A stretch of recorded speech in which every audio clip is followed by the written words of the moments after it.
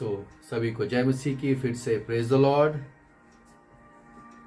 Today is Good Friday and we are here to celebrate this wonderful day. Hallelujah. So आइए मेरे साथ वचन निकाले, रोमियो उसका 5 और उसके 12 पद। रोमियो 5 और उसके 12 पद को हम पढ़ेंगे।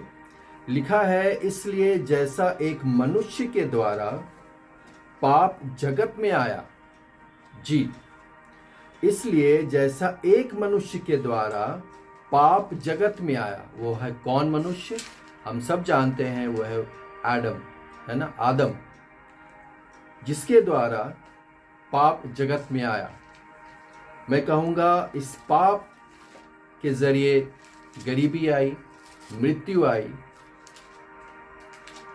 और पाप के द्वारा मृत्यु आई, और इस रीति से मनुष्य मृत्यु सब मनुष्यों में फैल गई, क्योंकि सब ने पाप किया। Because of one Adam, because of one offence that Adam did. So मैं वापस आप सब कहेंगे कि गुड फ्राइडे का मैसेज कहाँ से स्टार्ट होता है। हमने तो रोमी 5:12 से देखा, पर ये गुड फ्राइडे का मैसेज आपको जेनेसिस में ही दिखेगा।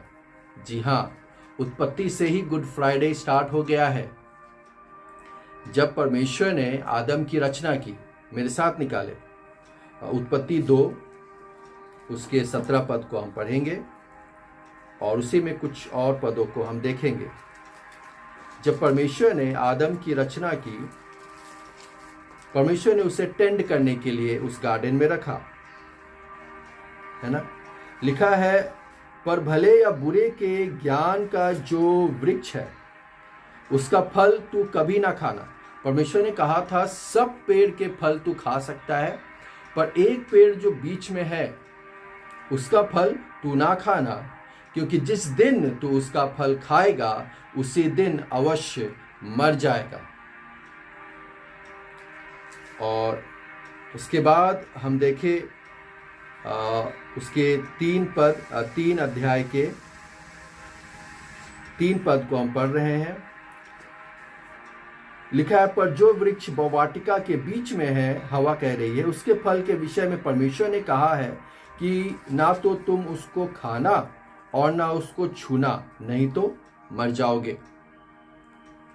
और फिर हम सब जानते हैं कि हवा ने वो फल खाया और आदम को भी दिया, और क्योंकि आदम पहला मनुष्य, उसके कारण मृत्यु जगत में आई। और परमेश्वर ने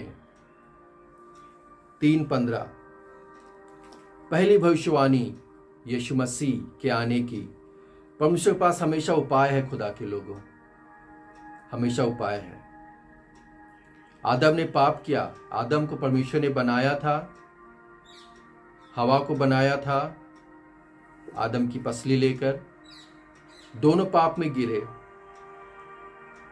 और परमेश्वर का दूसरा प्लान लिखा है 15 पद, और मैं तेरे और इस स्त्री के बीच में और तेरे वंश और इसके वंश के बीच में बैर उत्पन्न करूंगा। वह तेरे सिर को कुचल डालेगा और तू उसकी एड़ी को डसेगा। जी हाँ, this is the first prophecy that God is making about Jesus. तेरे वंश मतलब स्त्री, तेरे वंश से, ये कैन और हाबिल की बात नहीं हो रही है। एक्चुअली परमेश्वर कह रहे हैं कि जो वंश, जो यीशु मसीह को मैं भेजूंगा, अपने पुत्र को मैं भेजूंगा, वो स्त्री से ही होगा। इन द सेंस पवित्र आत्मा उस पर छाया करेगी और वो सामर्थ पाएगी और वो गर्भवती ठहरेगी।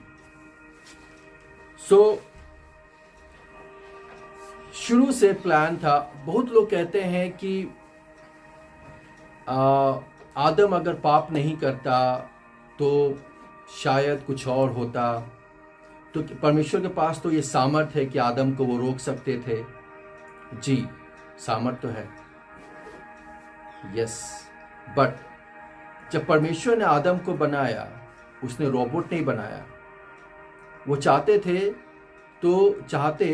तो उसको अपनी इच्छा के अनुसार करने का मौका नहीं मिलता। परमेश्वर फिर अपनी इच्छा डालता और कहता, जैसा मैं कहता हूं वैसा ही कर। पर परमेश्वर ने फ्री चॉइस दे दिया और आदम ने उसी फ्री चॉइस को, मैं कहूंगा गलत चॉइस, उसने पाप किया, आज्ञा नहीं मानी, पाप किया। तो परमेश्वर का प्रेम देखिए। परमेश्वर ने अल्टीमेट प्लान जो परमेश्वर का था वो इसी अदन की वाटिका में ही शुरू हुआ। और लिखा है यूहन्ना 3:16, हम सब जानते हैं, परमेश्वर ने जगत से ऐसा प्रेम रखा कि उसने अपना इकलौता पुत्र दे दिया, ताकि जो कोई उस पर विश्वास करे वो नाश ना हो वरन अनंत जीवन प्राप्त करे। कोई कहते हैं कि यीशु मसीह जो है, जैसे कि हम मॉन्डी थर्सडे कल हम मनाए, और उस गतसमनी में यीशु मसीह ने कहा, हो सके तो यह प्याला, परमेश्वर हो सके तो यह प्याला टल जाए, परंतु मेरी नहीं तेरी मर्जी पूरी हो। लेकिन मैं आपको बताऊं खुदा के लोगों कि इसको हम अच्छी रीति से जब हम पढ़ेंगे ना तो हमें समझ में आएगा। यहां पे यीशु मसीह नहीं कह रहे हैं कि I don't want to go to the cross. Actually अगर उसकी घटना को आप बहुत ध्यान से पढ़ेंगे, मेरे साथ निकाल ले मत्ती 26 उसके 38 पर, क्योंकि अल्टीमेट प्लान यीशु मसीह आए ही थे कुर्बान होने के लिए, हमारे लिए जान देने के लिए। तो फिर यहां पे क्यों कह रहे हैं कि हो सके तो यह प्याला मुझसे टल जाए। 26 उसके 38 और 39 पद को हम पढ़ेंगे। इसमें लिखा है, तब उसने उनसे कहा, मेरा जी बहुत उदास है। चेलों से कह रहे हैं यीशु मसीह गतसमनी की बगान में, यहां तक कि मेरा प्राण निकला जा रहा है। तुम यहां ठहरे रहो और मेरे साथ जागते रहो। मालूम उस समय गतसमनी में एक्चुअली हुआ क्या था? यीशु मसीह के ऊपर जितने हम जब स्ट्रेस लेते हैं ना, हम जब दुखी होते हैं, माइंड हमारा डिस्टर्ब रहता है ना, बहुत सारी कारणों के कारण पूरी दुनिया का stress, past, present and future, science बताती है कि जब हम बहुत ज़्यादा स्ट्रेस लेते हैं तो हमारी ब्रेन की जो कैपिलरीज है वो फट जाती है, क्योंकि वो काफ़ी पतली होती है। बहुत ज़्यादा स्ट्रेस लेने से वो कैपिलरीज फट जाती है और वो मृत्यु भी हो सकती है। तो जस्ट इमेजिन, पूरी दुनिया का स्ट्रेस, पूरी दुनिया की चिंता को यीशु मसीह अपने ऊपर, अपने माथे के ऊपर उसने लिए हुए थे और इतना ज़्यादा व्याकुल हो गए थे कि उनको लग रहा था, क्योंकि साफ साफ कह रहा है कि मेरा जी बहुत उदास है, यहाँ तक कि मेरा प्राण निकला जा रहा है। मतलब इतना ज़्यादा कि उनकी मृत्यु वहीं पर हो जाती। पर यीशु मसीह चाहते थे कि खुदा बाप परमेश्वर, मुझे यहाँ पे नहीं मरना, मुझे क्रूस में जाना अवश्य है, क्योंकि तब तो पापों की क्षमा मिलेगी लोगों को, तब तो श्रापों से लोग छुटकारा पाएंगे। मैं कोड़े खाऊंगा तब तो मेरे कोड़े खाने से लोग चंगे हो जाएंगे। मैं अगर गतसमनी में, अगर मैं इतना स्ट्रेसफुल, ये जो सीन है इसमें अगर मेरी जान चली गई तो मेरा धरती पर आना व्यर्थ ठहरेगा। तब यीशु मसीह कहते, हो सके तो परमेश्वर यह ताला, ये जो प्याला है अभी टल जाए, अभी के लिए। वो कह रहे थे फॉर नाउ। तब तो उसके बाद स्वर्गदूत आते हैं और उन्हें सामर्थ देते हैं खुदा के लोगों, क्योंकि वो नहीं चाहते थे कि उस समय उनकी मृत्यु हो अल्टीमेट प्लान ऑफ गॉड वो था कि वो क्रूस की मृत्यु सहे। अब देखिए, रोमी साम्राज्य में अगर किसी को पत्थरवाह किया जा रहा है तो उसे क्रूस की सजा नहीं मिलती थी, एक ही सजा मिलेगी। लेकिन यीशु मसीह सब कुछ, इवन कोड़े, जिसे कोड़े मारे गए है ना, उसे भी क्रूस की सजा नहीं मिलती थी, पर यीशु मसीह सब कुछ होकर गुजरे, सिर्फ हमारे और आपकी खातिर, खुदा के लोगों। Yes, because he loved us so much. Father loved us so much, for God so loved the world, yes, that he gave his only begotten son. एक ही था, the darling of heaven, yes, the darling of heaven, एक ही था, उसे भी परमेश्वर ने आपके लिए दे दिया।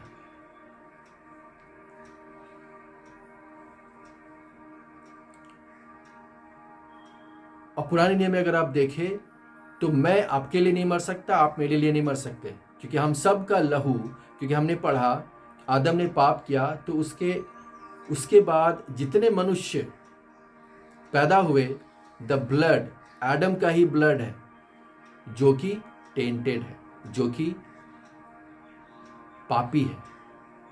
यस, ब्लड वो टेंटेड है। तो ऑब्वियसली परमेश्वर ने कहा लहू शुद्ध होना चाहिए, है ना। पुराने नियम में अगर किसी की कुर्बानी, पाप बलि चढ़ाएंगे आप, मेल बलि चढ़ाएंगे, दोष बलि चढ़ाएंगे, जो पशु काटा जाता था, जो पशु बलि के लिए चढ़ाया जाता था, वो शुद्ध होना चाहिए, कोई इसमें दाग नहीं होना चाहिए, खुर नहीं होना चाहिए, है ना, निष्पाप, निर्दोष मेमना।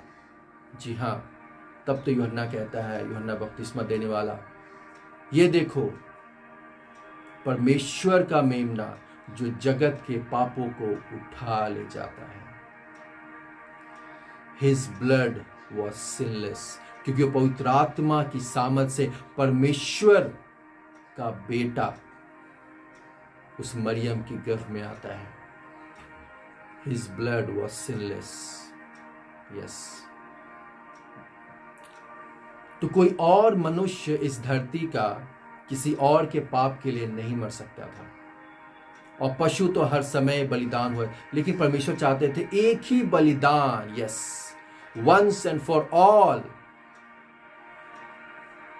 एक बलिदान जो हर एक के पापों को, श्रापों को उठा ले जाए, और जो उस पर विश्वास करे वो नाश ना हो। Yes, that was the ultimate plan of God. इसलिए आज हम गुड फ्राइडे मना रहे खुदा के लोगों। मेरे साथ निकालिए इब्रानी 9 उसके 22 पद। इब्रानी 9 उसके 22 पद में लिखा हुआ है, सच तो यह है कि व्यवस्था के अनुसार प्रायः सब वस्तुएं लहू के द्वारा शुद्ध की जाती है, और बिना लहू बहाए पापों की क्षमा नहीं। तो लहू बहाना जरूरी है, and that should be sinless, पापहीन होना चाहिए। बिना लहू बहाए पापों की क्षमा नहीं। तो यीशु मसीह को लहू बहाना जरूरी था। फिर मेरे साथ गलाती 3 उसके 13 पद। गलाती 3 उसके 13 पद में लिखा है, मसीह ने जो हमारे लिए शापित बना, हमें मोल लेकर व्यवस्था के शाप से छुड़ाया। उसने लहू बहाया ताकि हमारे पापों की क्षमा मिल सके। वो क्रूस पर चढ़ गया ताकि हमारे श्राप छुड़ाए जा सके, हम श्रापों से छुड़ाए जा सके। लिखा है हमारे लिए शापित बना, हमें मोल लेकर व्यवस्था के शाप से छुड़ाया, क्योंकि लिखा है जो कोई काठ पर लटकाया जाता है वह शापित है। अगर वो क्रूस की मृत्यु नहीं सहता तो शायद हमारे श्राप नहीं खत्म होते। तो उसे क्रूस की मृत्यु सहनी जरूरी थी, सिर्फ आपके और मेरे लिए, खुदा के लोगों। 2 कुरिन्थी 5 उसके 21 पद को हम पढ़ेंगे। दूसरा कुरिन्थी इसके 5। This is one of my favourite. जो पाप से अज्ञात था उसी को उसने हमारे लिए पाप ठहराया कि हम उसमें होकर परमेश्वर की धार्मिकता बन जाए। हालेलुया। यस, जो पाप से अज्ञात था, पौलुस कहता है जो पाप से अज्ञात था, he knew no sin। पत्रस कहता है he did no sin। John कहता है in him there is no sin। Yes, जो पाप से अज्ञात था उसी को उसने, पिता ने, किसको? यीशु मसीह को हमारे लिए पाप ठहराया। उसने उस क्रूस में, that is the great exchange, खुदा के लोगों, जिसे हम कहते हैं द डिवाइन एक्सचेंज।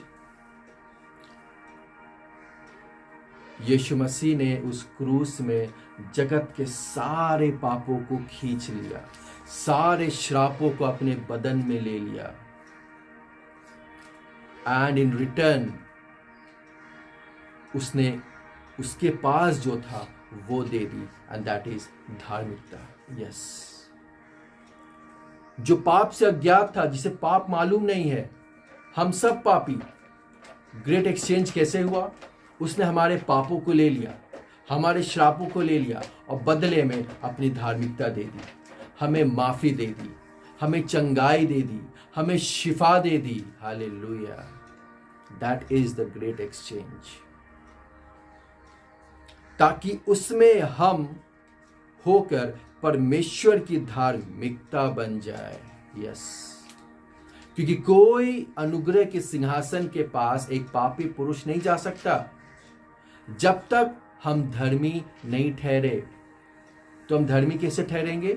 जब हम विश्वास करेंगे यीशु मसीह हमारे लिए इस जगत में आए, हमारे पापों के लिए, श्रापों के लिए वो क्रूस पर कुर्बान हो गया। जब हम विश्वास करते हैं, लिखा है धर्मी जन विश्वास से जीवित रहेगा। हमें विश्वास करने की जरूरत है। जब हम विश्वास करते हैं, आप धर्मी ठहर चुके। Yes, not by work but by faith. Yes, जब आप धर्मी ठहर चुके तब आप 4:16 में लिखा हुआ, इब्रानी 4:16, बेधड़क दृढ़ होकर हम परमेश्वर के अनुग्रह के सिंहासन के पास जाएं, क्योंकि यीशु मसीह ने हमारे लिए जान दे दी है। Now no more judgement for us, no more punishment for us, no more wrath of God for us. परमेश्वर का गुस्सा, जजमेंट, पनिशमेंट जो था खुदा के लोगों, सब यीशु मसीह के ऊपर उस क्रूस में आ गया। जब उस क्रूस में परमेश्वर का गुस्सा, पनिशमेंट, जजमेंट आ चुका, तो जस्ट क्या आप सोच सकते हैं कि वो दोबारा हमें पनिश करेगा? दोबारा उसका जजमेंट विश्वासियों के लिए होगा? दोबारा उसका गुस्सा विश्वासियों के लिए होगा? नहीं। जो उस पर विश्वास करते हैं, लिखा है जो जिसने मसीह को ग्रहण किया उसने मसीह को पहन लिया। अब जब परमेश्वर हमें देखता है ना, हमारे अंदर यीशु मसीह को देखता है। ओह, दैट्स माय सन, जिसने सारी व्यवस्था को पूरा किया, अपना लहू बहाया, उस क्रूस पर बलिदान हो गया। And now he is the righteous person, she is the righteous person. वो धर्मी है, तब परमेश्वर हमें ग्रहण करता है।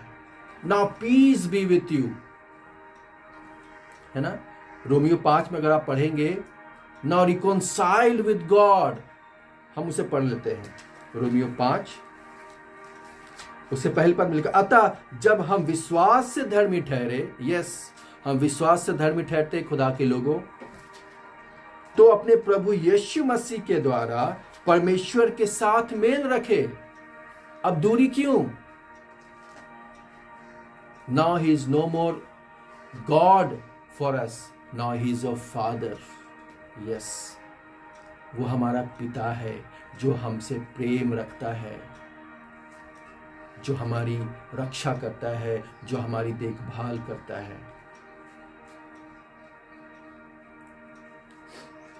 जब हम विश्वास से धर्मी ठहरे तो अपने प्रभु यीशु मसीह के द्वारा परमेश्वर के साथ मेल रखे। यीशु मसीह इसलिए ही तो आए कि हमारा मेल परमेश्वर के साथ हो जाए। वो बीच का पर्दा फट गया है खुदा के लोगों। जब यीशु मसीह कुर्बान हुए, लिखा पूरा हुआ। हर एक व्यवस्था को यीशु मसीह ने पूरा कर दिया। It is finished. हालेलुया। पूरा हो गया है, बीच का पर्दा फट गया है। Now everyone can enter in the throne, before the throne of God. अनुग्रह के सिंहासन के पास हर एक कोई बेधड़क जा सकता है।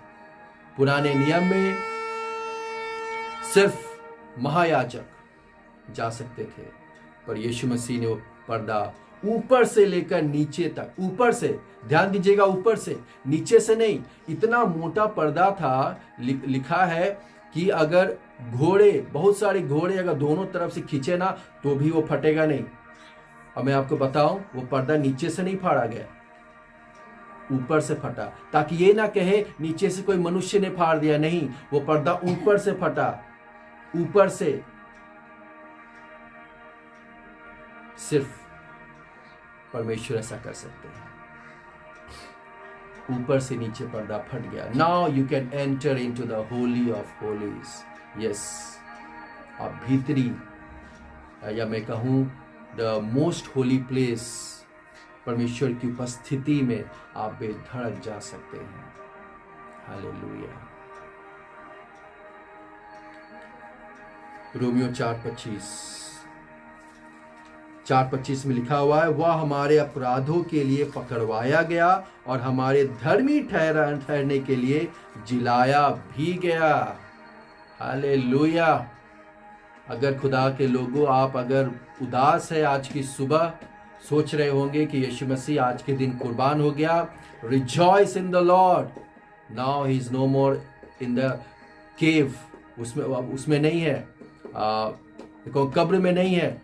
यस, वो जिलाया गया है। तीसरे दिन वो जी उठे हमारे और आपके लिए।